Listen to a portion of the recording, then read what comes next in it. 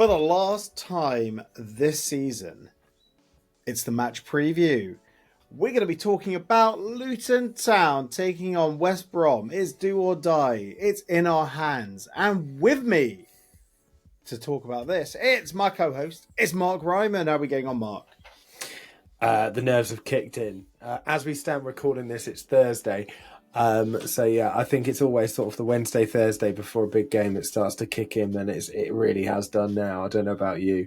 I think we all have to remember that we would have absolutely taken this position that we're currently in a mere Not at the beginning of the weeks ago. season. Not at the beginning of this season, no. A few weeks ago, if you'd have offered us this to be in our own hands, we'd have all taken it. At the beginning of the season, absolutely not, no. But we can talk about that after this is done and dusted.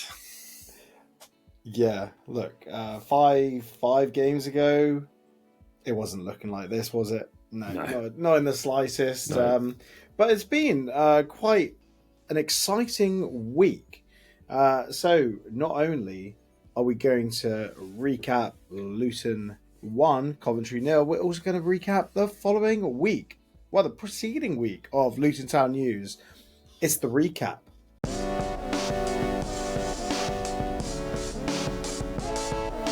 Luton Town 1, Coventry 0. We talked about it a lot, but what a result that was. Great performance, but it was funny that the winning goal was just a sweaty, calamitous goal.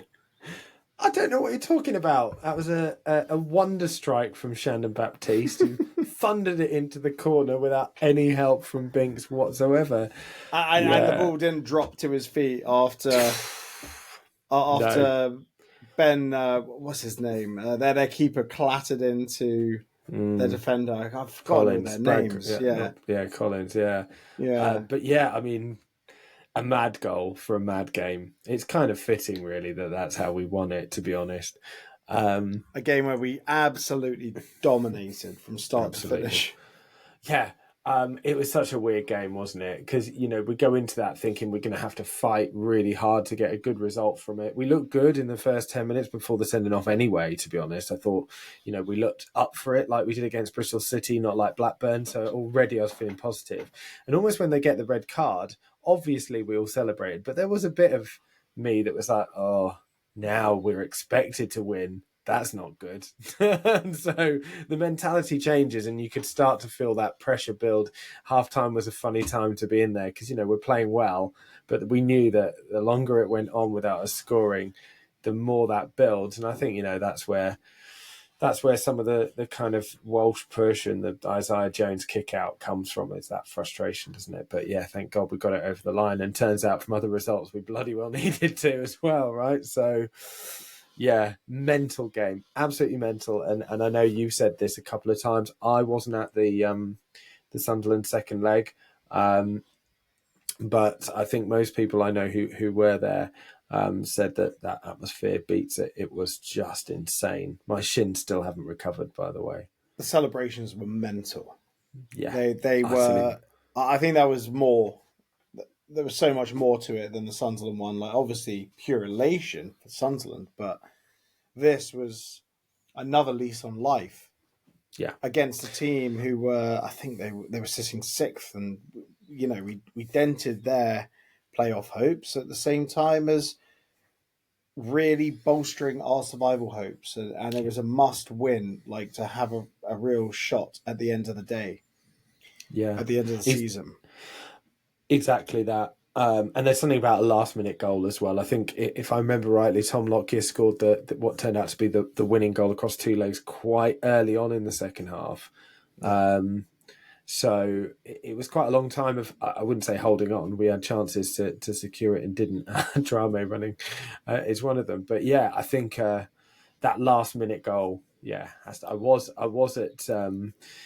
at the Bournemouth home game. I did see that one. I was there for the Cal Naismith one.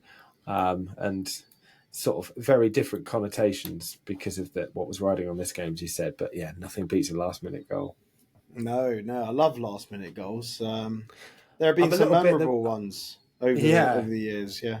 I'm a bit upset that Bloomfield didn't try and do the sort of diving knee slide that Nathan Jones did when we scored that goal. That sort of jump knee slide that killed his legs afterwards. Yeah, I'm a bit upset Nathan he didn't do Jones that. massively regretted that. He said he felt like he tore both his quads doing that. I don't. Yeah. I'm not surprised. But let's have a look at something else that's happened this week. So it's been announced by the club that work on the grounds is properly going to happen in the summer. It's going to start in the summer. It's going to take 3 years. That's pretty significant. And we saw Gary Sweet down there with the. I love it how he said, "You'll be seeing a lot more of me." And the reality of it is, we've seen him when Bloomfield was hired, when Rob was fired, Bloomfield was hired. Now we're seeing him, on the scene, and we saw brief glimpses of him during the reflow stuff. When they announced a new kit manufacturer. But outside of program notes, we don't see him. No. We'll see a lot of him if we survive, though. And he was there with the hats, the hats said CEO on it. That's brilliant. Yeah, we were just talking about this. I don't know if anyone's seen I'm Alan Partridge, but some of us on the podcast are big fans. And it's the second series of that where he's getting a new house built and he's got a little hard hat on, that has boss on the top of it. All right, mate. He's got one of those. Definitely about it. Yeah, always good to see him in a high vis. In terms of the news, though, amazing stuff, isn't it? And it'll be really exciting to start seeing some drone footage that isn't just this bit of dirt has moved over to this bit, or there's a substation that's being built currently. I can't wait to see some actual stuff coming out of the ground. That's going to be amazing. In 3 years, really, it is quick. It really is. So yeah, that's fantastic news, and credit to the board for that. We all know, every single Luton fan going, but particularly those of us of a certain age, and obviously the generation above us and even the generation above them, knows how hard it's been for Luton to try and get into a new stadium. So to be able to do it where they have, it looks amazing. All the plans look fantastic. Yeah, let's hope it lives up to those, and we're competing at the right end of the Football League or Premier League time it is built as well. But yeah, exciting stuff. Yeah, it's been a long old slog. I actually did a video about it. 70 years of relocations. I did it a while ago, but I'll try and find it, link it below. So have a look in the description if you want a brief history of pretty much 80% of Luton Town's relocations. Check it out. If it gets a lot of love, maybe I'll do like a full version, all of it. Even there were 10 attempted relocations in the 80s. It's absolutely mad. And then there's all the stuff from the conference years as well. But yeah, it's significant. All I want is a director of football, because I don't understand how Gary Sweet can play property developer one day and then take his construction hat off and then put his director of football hat on. Yeah, do you know what? I think this is obviously going to be part of one of the post-mortems that we do talking about this. I agree and I disagree at the same time. I think I absolutely agree with the point that he cannot run the whole show. It's been part of the problem. It's been symptomatic of the issues that we've seen this season. Does it need to be a director of football? Maybe it's me. I have issues with the role of director of football, mainly because there's so many examples, particularly in the Championship, where it hasn't worked. And you've got to get that person right. Obviously, the same is true with management and any other position. I get that. So it's mainly that really that scares me off. I think of clubs like Norwich and Stoke, where it's gone so wrong in the past, or currently. I don't know whether we'll still stay there at Stoke, but it's not gone well for them. Well, Norwich had Webber there for years, and it was going well, with the yo-yo. They didn't like him. Well, it's I mean, you ask a Norwich fan, they would very much disagree with you on that. I think there was no ambition in the Premier League. They don't have those opinions now, though. Yeah, I mean, obviously they've done worse.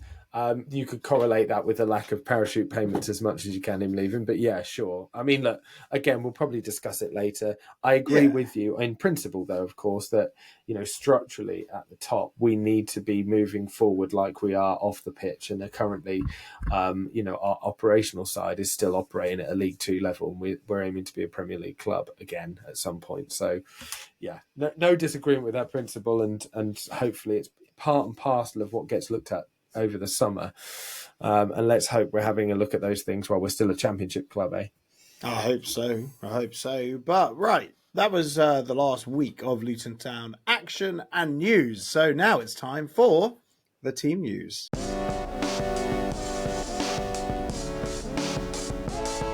Liam Walsh is back, baby. Everyone, cue the celebrations because Liam Walsh has had his red card rescinded. Otherwise, same old on the injury news front. Mads Andersen, he's been banished to the Gulag. He's not coming back anytime soon, although he appeared on the bench a couple of weeks ago. Shandon Baptiste, I think he's fit.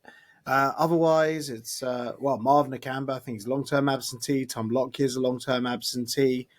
Who else am I forgetting? Oh, Nakamba's back. Nakamba's back? Yeah. Oh, did he? He came on? Yeah. Okay. I don't know whether he didn't come on against... Doughty. I think he came on against Bristol City. Now you're testing me. Or he certainly did against Derby. I think you're right, actually. He did. Okay, so it's just Alfie Doughty, Elijah Adebayo, Jacob Brown, Tom Lockyer, long-term absentees. But other than that, clean bill of health and just the players that are being banished to the Gulag. The naughty step. The ones we're not going to miss as much. And even, look, we're all desperate to see Alfie Doughty back when he was injured the first time round. But how it's worked out, particularly with Ali up there on the left wing, has been great. So, yeah, it's great to see Walsh back. He's been pulling the strings for us in this good run. He has been one of the main contributors to why we are where we are, in a good way.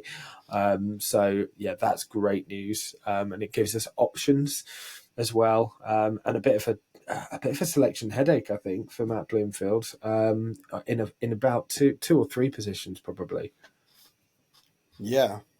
It's definitely a bit odd. It feels odd after pretty much 2 seasons of talking about injury. Now everyone's back. Almost everyone's back. And we're doing it. Can you believe it? Yeah. I guess we'll see what happens. But what do you do team-wise? Keep it the same? No, but I'd be tempted to. Mostly the same. I think if I was pushed, I would probably put... I think we had this conversation before. I think I'd put Clark in instead of Lamine, although I get either. I wouldn't be disappointed if Lamine starts. He was great. I would probably put Clark in because I want my big game players in this game, and the experience that he brings, I think, is huge. Clark always does something in big games. I mean, obviously the final, for me, the Cardiff goal was essentially what ignited this run. I want Clark in the side, and it's probably therefore Fanny that comes out, right, if it's Clark in. I'd be also tempted to take Mengi out and put Naismith in. There's a couple of reasons for this, really. I think aggressive. Yeah, I think, again, experience, but I also think that, we're all aware that it's unlikely that Mengi's going to stay. I want players that have got, skin in the game a little bit on this. There's also the tactical side. I don't like Mengi on the left as much as the right, and I'm not getting rid of Chris Makosso. So, there's an argument to put Burke in as well, but I would keep Chris Makosso in at least from the start. And then obviously if we're winning and defending a lead, it's a good option to have. So I think if push came to shove, that they're the two probably changes that I'd make. Again, with both of them, I wouldn't be, disappointed if he didn't change it. But I like Naismith's experience. He can spray the passes, and I like Clark for his kind of big game mentality. That's where I'd go with it. I agree with that. I really do agree with that. I think Naismith and Clark coming in, nothing against Fanny. Love Fanny. But you want your big players in. You want your big game players. You want that experience. You want that communication from the likes of Naismith as well. He's a right talker. You can't shut him up during a game. Right. We should kick over to Phil because he met with the opposition. So, for the last time this season, take it away, Phil. I mistimed my point there. Hello there. Thank you, Ollie, and thank you, Mark, for your insights so far. Today, I'm going to be speaking to Chris Hall from Albion Analysis. It's taken me 3 takes so far to say that name without getting it wrong. So, from Albion Analysis. We look forward to, obviously, our trip to the Hawthorns on Saturday with the major hope of securing survival in this league. As you've probably discussed already, Ollie and Mark, we've got some major news this week with regards to sort of breaking ground on the new ground at Power Court. So it's really exciting time to be a Luton fan, but realistically, we need to be in the Championship, and in 3 years' time, hopefully, be heading back towards the promised land of the Premier League with some shiny new boots, so to speak, in regards to the new ground. So anyway, this week we've got a bumper prediction for the Sluga 6. We're going to do all 12 of the fixtures. So I'll be getting those from Chris off air and getting his thoughts on what the score is going to be between his beloved West Bromwich Albion, and my beloved Luton Town. So here's what he had to say.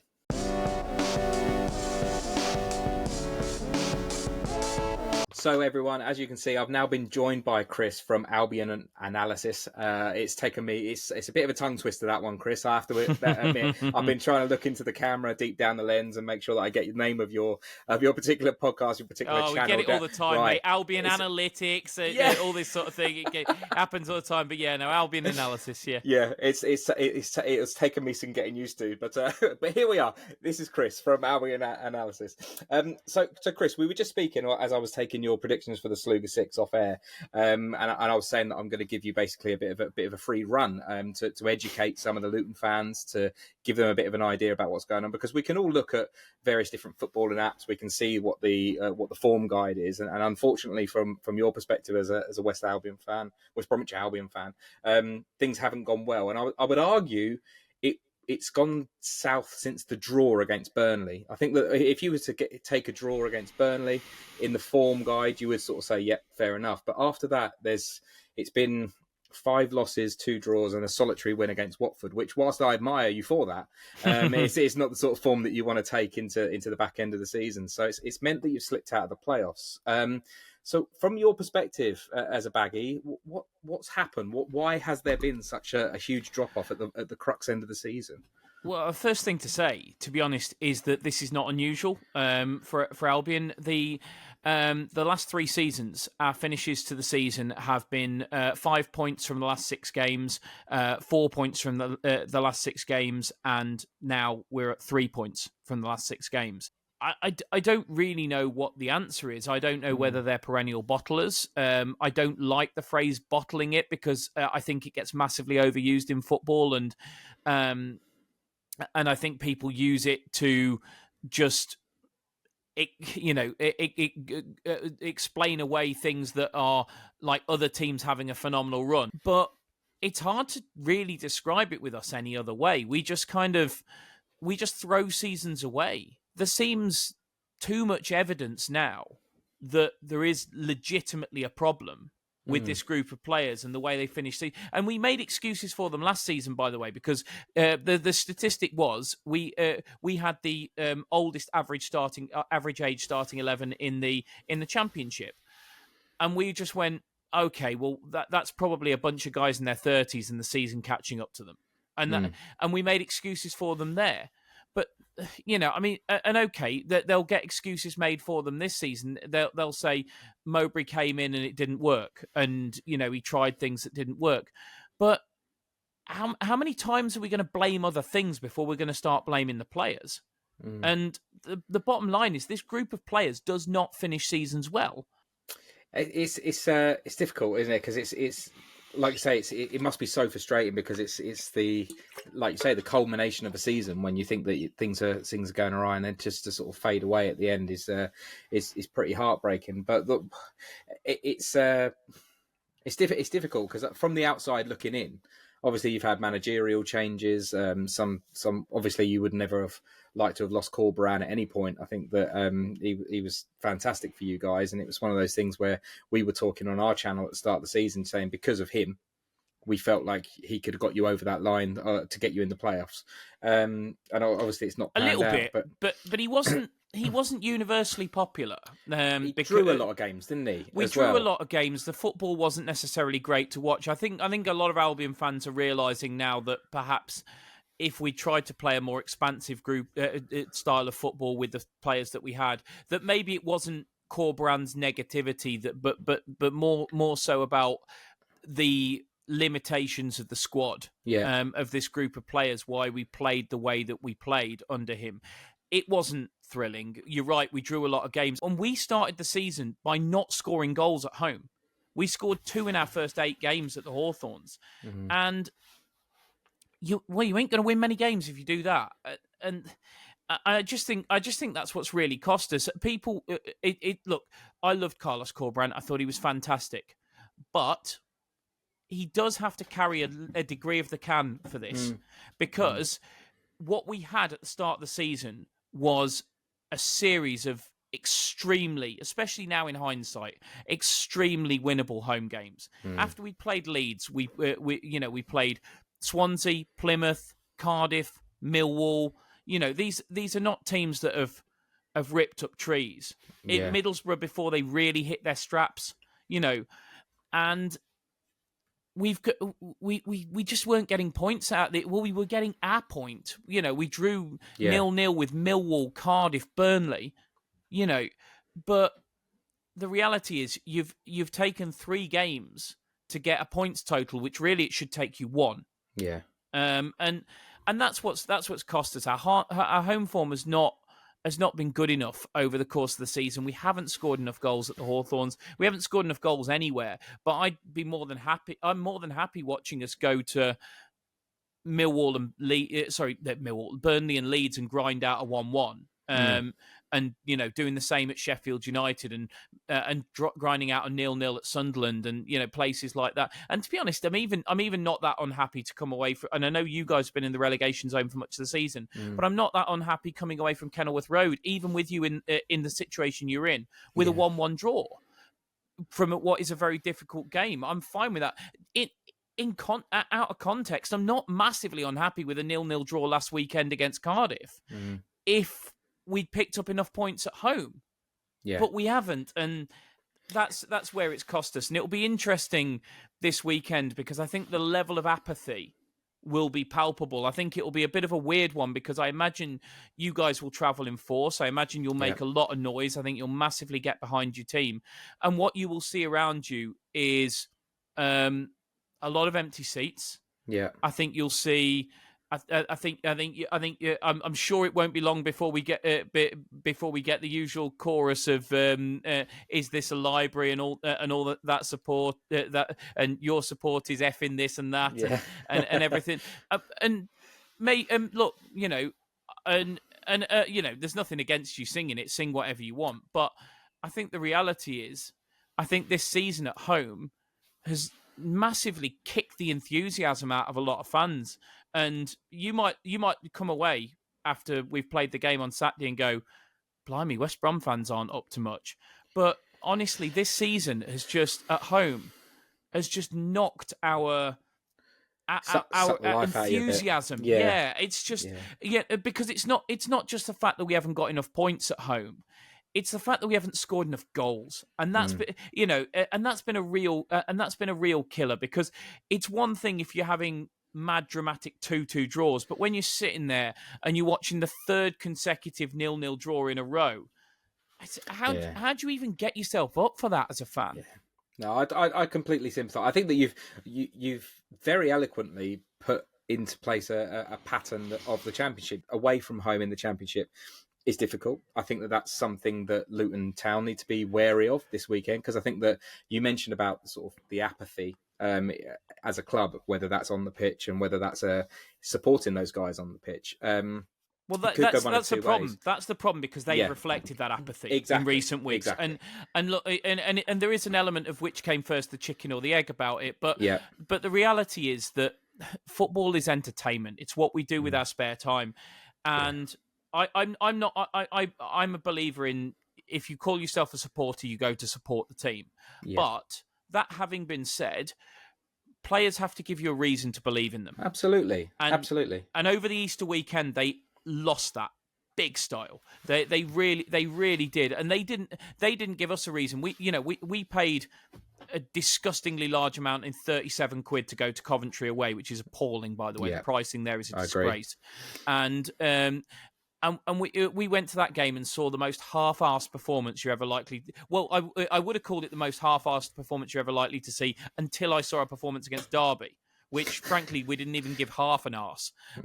So If you could carry that on for the last game, that well, be great, but it wouldn't surprise me. It wouldn't surprise me because this bunch of players seem to think they have the right to show up when they want to show up, and they gave up on our season before the fans had, and that's not acceptable. No, that is not acceptable. I almost forgive players if fans have given up.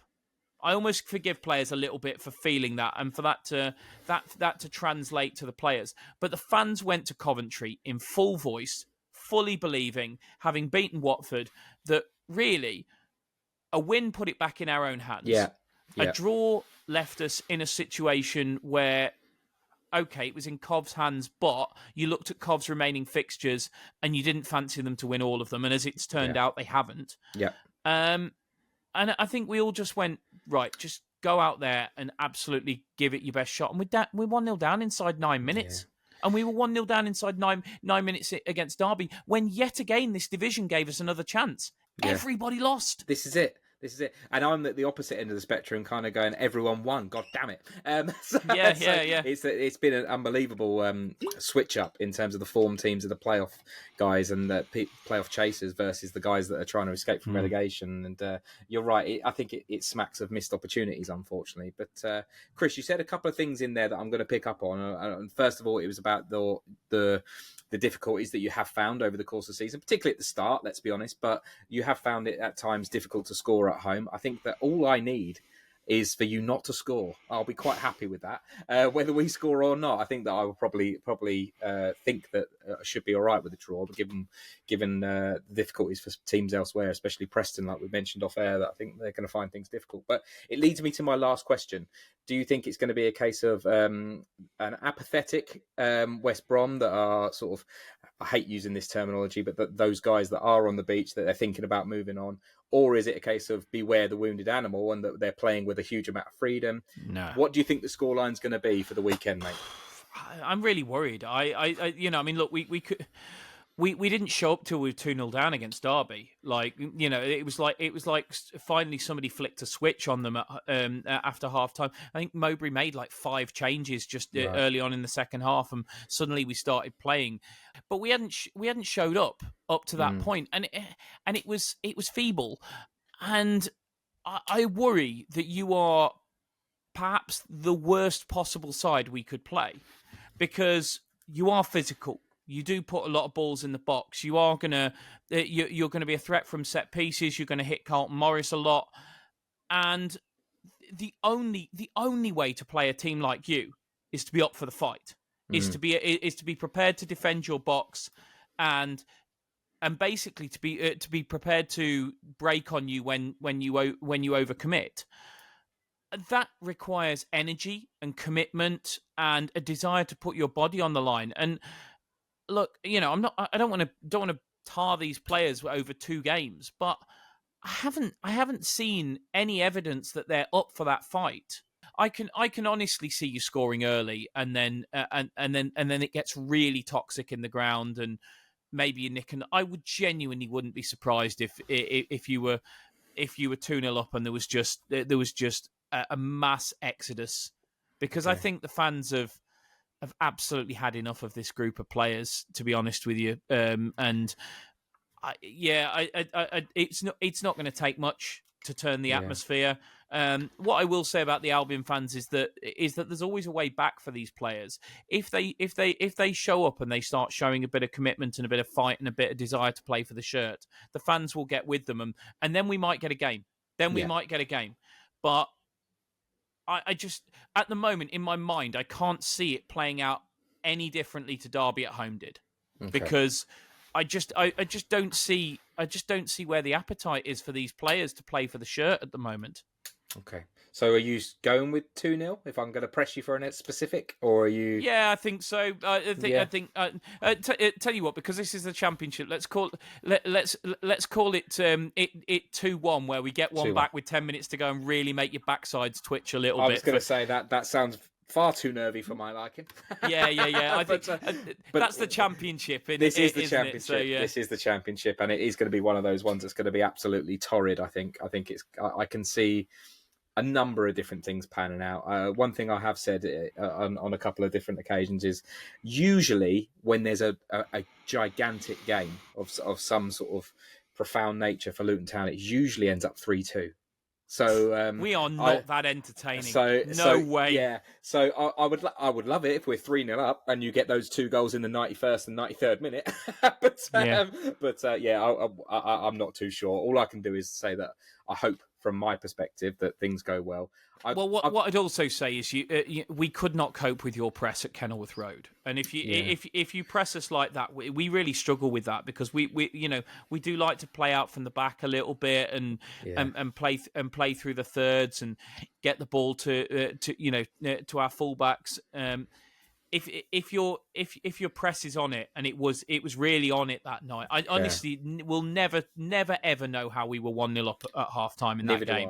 No, because you hadn't battered us because you hadn't created much, but you had absolutely terrorised us with that press. And if you're at it, I think as I say, I look at you guys and I think possibly of all the teams in the division that we could play right now, I genuinely don't see a worse fit, because the one thing you've got to do against Luton is stand up to the fight. Yeah. And I haven't seen any fight from these players.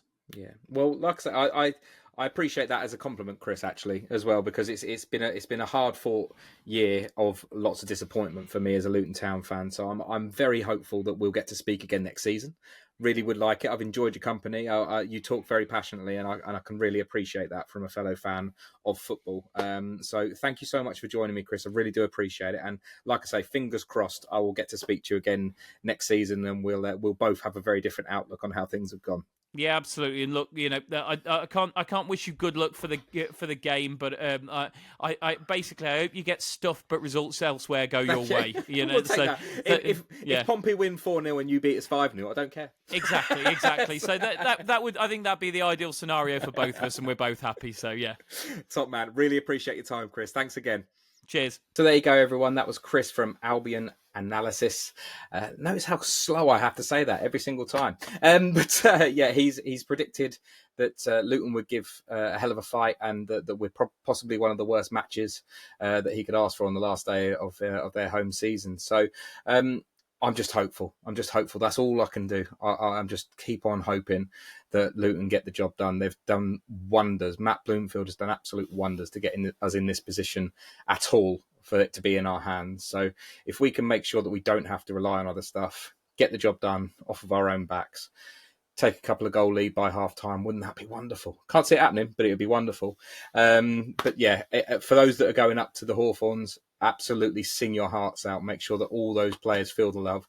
For those of you that aren't, the Bricklayers Arms, where we record our podcasts and our live shows on a Saturday, come on down. We're going to be there. We're going to make sure that there's an open mic for you guys.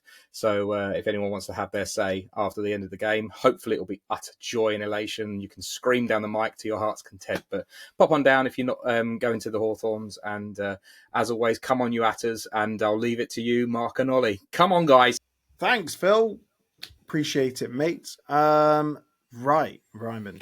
Who is scaring you from this team? Yeah, it's a difficult one, isn't it? Because, on the one hand, they've got nothing to play for. But as you've already said a couple of times, beware of teams with nothing to play for sometimes, and it gives them a freedom. I won't give away the game too much, but it's one of the reasons I've predicted the score that I have. Look, we all know how good Grant, Fellows, Armstrong, Grady Diangana, if he gets on the pitch, can be, and have shown it already.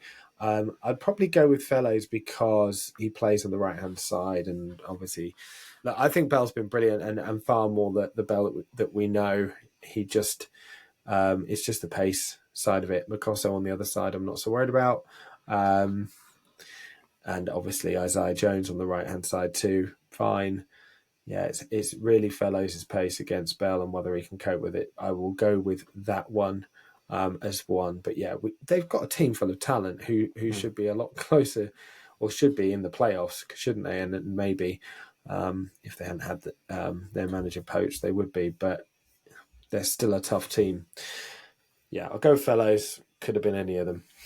Yeah, genuinely, like John Swift is a hell of a player, but he seems to have been out the lineup for a while. Yeah, I'm worried about teams that have nothing to play for because shop window players, scouts will be watching. The likes of Tom Fellows, he's got a big future ahead of him. He could go anywhere.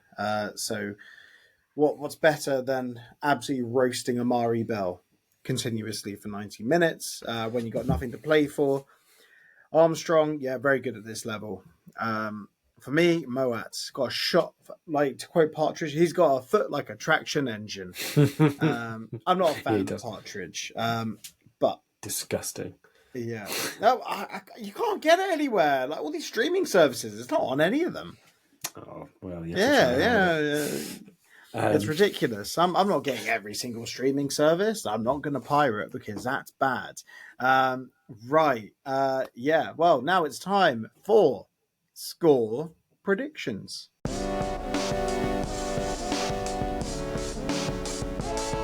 Big game.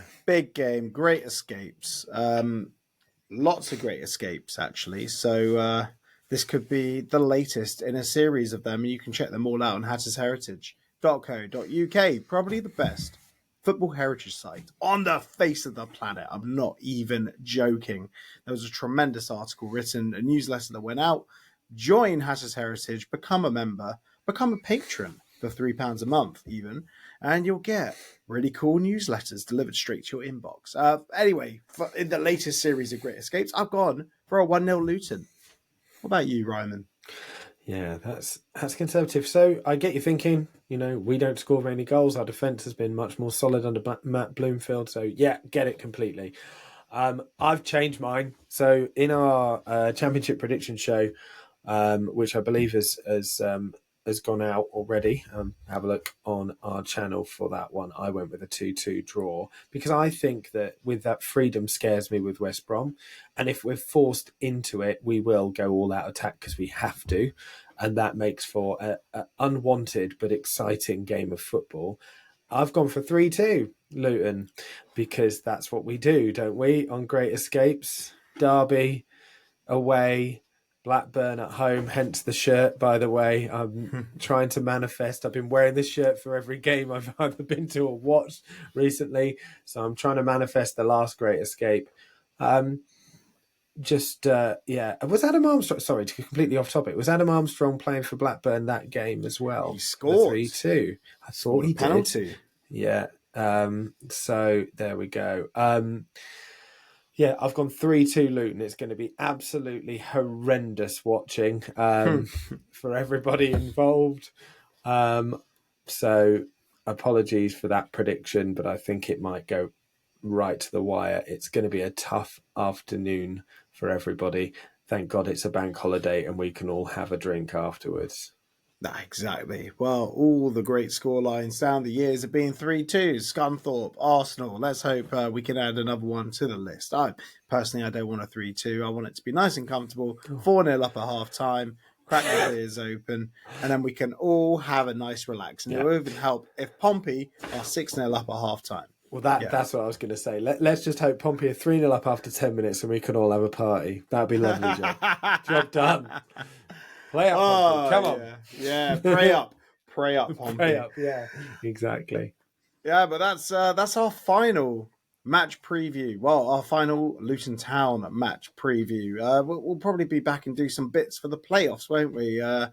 Whether it's individual or together. Maybe we'll do one for the playoff final. Who knows? We'll see. We'll see what we can bring you. Remember to subscribe. Check out all the stuff on our channel. It's good fun. And join us on the road to 3,000 subscribers. We absolutely smashed the 2,000 subscriber number. I wanted to do that before the final game of the season. We have done that. So thank you everyone who is subscribed. Keep watching, keep following. Loads more stuff coming in the off season. As always, for the last time of the season, come on you Hatters.